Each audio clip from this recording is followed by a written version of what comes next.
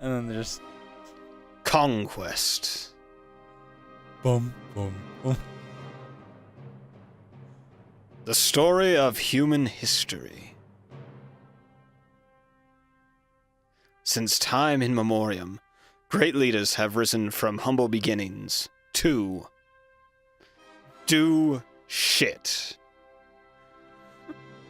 And so it was with the Third Street Saints.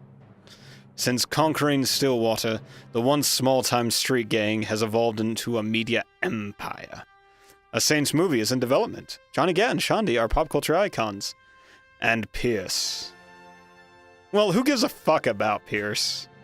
The point is, the Saints are on the world stage, and every criminal organization wants their crown. Honestly, it was only a matter of time before one of them took the fights to the Saint. Yeah. Like I said, you'll love number 4. It's narrated by Jane Austen. Ooh. Yes. One of the few people I actually know who is. A Victorian-era English author. Yep. Good on you if you know that. So I don't know much when it comes to references of books or movies or basically pop culture in general. But when I do know something, at least I can say I know it.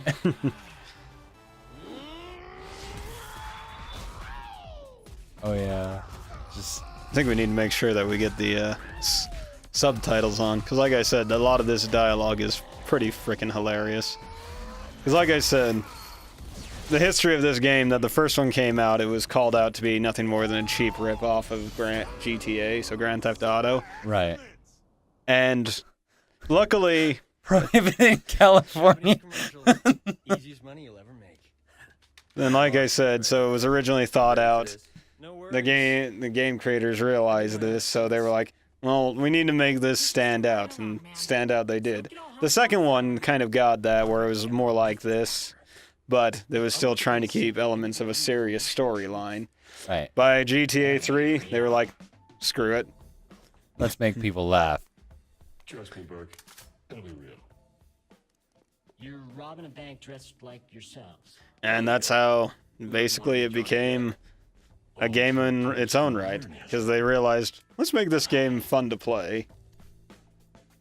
Well, I can already tell you, I haven't touched a second of this game, and it looks Josh fun to some play. slack. He's just researching his part. I hope he signed a Like I said, you'll see in the character creation, it gives you a lot. And once you get into free roam, you can do a lot of fun things. One of the kind of side quests that you gotta do to build kind of affection with a character later on is you ride around in his car with his pet tiger. Say sleaze. Get in line, bitch. His pet tiger? His pet tiger. Don't be a dick. But you call yourself gangbangers? Lovely. You're a bunch of pussies. We should be all up in their shit like, fuck. Then you got old ladies packing... Well, I know, actually a lot of bank tellers. Those are some big pistols, too. Essentially, they're meant to look like the Desert Eagle, but it's in this game called the 45 Fletcher, and I clearly know too much about this off the top of my head. There's nothing wrong with that. Going in with previous knowledge is never a bad thing. Because we have someone who's going in with a bunch of previous knowledge, and then you have me who's going in with nothing.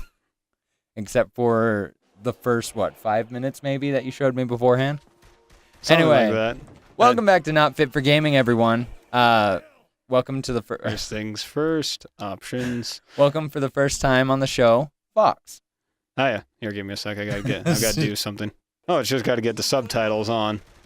Oh, happy to be here, Jake. Now, if you don't mind, I'm going to gun down a lot of people. Right. We're gonna die. What happened to I do my own stunts? Hey, do these look like scripts to you? All right, people. Let's find that ball. So happy to be here, Jake. As previously mentioned, I am Tom the Fox Lusty.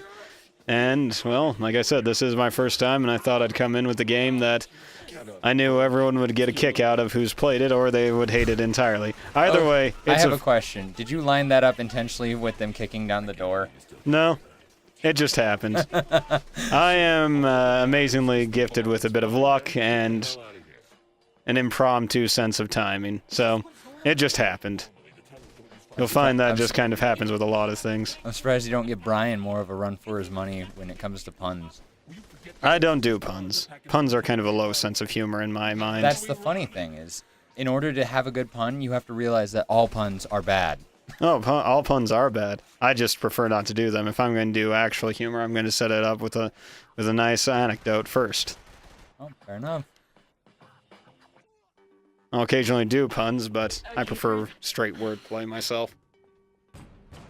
No way we're cracking this thing. Ready for plan B? Yep. Josh, Plan get over B. here. Got the tools right here, Holmes. So, what's plan B? Huh? We drill it? Fuck no. We blow it. What? Not cool, man. And you'll just find funny as you kind of go out through this game. I'm sure you'll connect many people we know with certain characters. Well, it's funny because I'm just like, I'm looking at that kid that's just, he's super cocky until stuff gets real, and then he's a crybaby. And Oh. it's making me laugh. Because I know someone like that in real life from high school, where they were kind of like your typical, almost typical bully. The second someone got back in their face, they just cowered up in a ball. We'll find this so actually funny. true with most bullies. You go with the psychology, they tend to pick on people who are weaker on them because they know very few of them will actually fight back. If bullies do fight back, well, you got to give it credit to them. They actually stood by their threats, but for the most part, they tend not to do a lot. But no, like I said, just kind of from the game itself and from the people on this channel, you'll probably see a few things that kind of set up with it, with different people. But the idea is he's meant to be a big Hollywood star, or at least not so much Hollywood as TV series, and works on a thing called Nightblade, which is basically a vampire with two swords hunting down other vampires. Trust me, they explain this all later on, and it gets hilarious. Do I have to go after him? So, what? I think what I just missed. I don't know. He plays a vampire. He plays a vampire with two swords. So he's basically like, basically a CW star almost in this world. But he just activated a vault alarm, which called in SWAT. Pretty much. I found a way to open the vault. Boop. Like, I know typically characters I play in role-playing games are that stupid. But when it comes to stuff like this, even I just have to look at him and be like, really? You'd be amazed what goes on. So. Oh. Well, that was cool. Yeah, you can literally throw people out the window. Oh. Man down. This game pulls no punches. In fact, one of the things for it is called testicular manslaughter, and later on, when you get challenges for completing such things, that's one of them. Oh, lovely. Like I said, this game really doesn't pull any punches when it comes to that sort of stuff. Well, let's see what it has to offer. Seriously, who are these guys?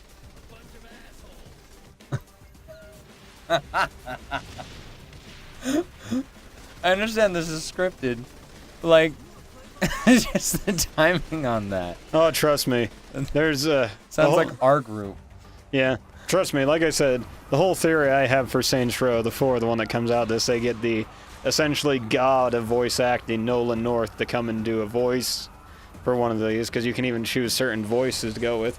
So my thought was they originally just had Nolan North come and do it and say, just start talking and we'll make whatever fits around you. Because of how insane it gets, that's what I think they literally did. Nolan North just came, started voice acting, and then went from there, and they just started writing everything around it. Hold her steady! Where does the security come from? Stay calm and stick to the plan. Oh man, I'm excited to get to that one now. Like I said, it's narrated by Jane Austen. You're fighting off a bunch of aliens. You're essentially in the Matrix, so it gives you superpowers. It has the same tongue-in-cheek dialogue that you would expect from Saints Row. And like I said, it's just a fun-to-play game.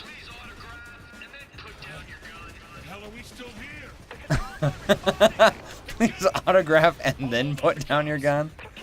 Oh yeah, they're big stars, huh? Yep. Like I said, you keep listening to it, it'll be like, my son really wants to meet Shondi. Please stop.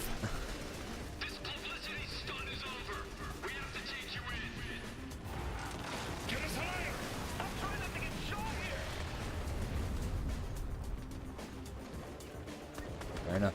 And they just grabbed the entire vault. Why does the vault have, like, ready-to-go hinges? I don't know. Don't question it.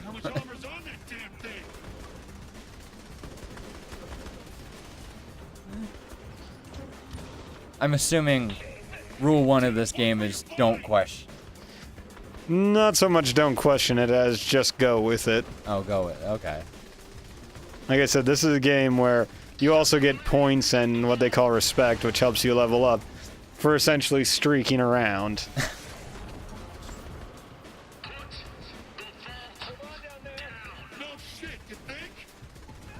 Fair enough. So exactly from seeing this for the beginning, from seeing this as is, what do you think this whole game will go as? Do you think it'll continue holding the expectation you've kind of expected, or do you think it'll mellow down as you get out? Well, naturally, with every game, when I go into it, I have to kind of expect there are going to be some low parts, no matter what game we're playing. But I feel like, for the most part, our roller coaster ride will be about even. All right. Fair So- point.